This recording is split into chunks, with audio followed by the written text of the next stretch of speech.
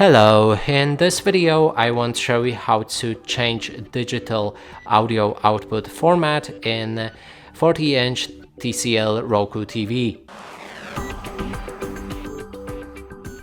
To do this, first we'll need to open our settings. Inside, scroll down to the audio.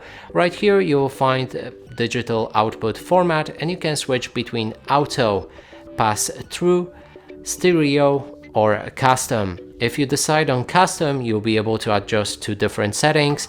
So here we can switch a Dolby method between a Dolby Digital or Dolby Digital Plus. There's also DTS that we can activate or deactivate. And that's it for this video. Hope you like it. Please consider subscribing to our channel, leave a like and a comment below.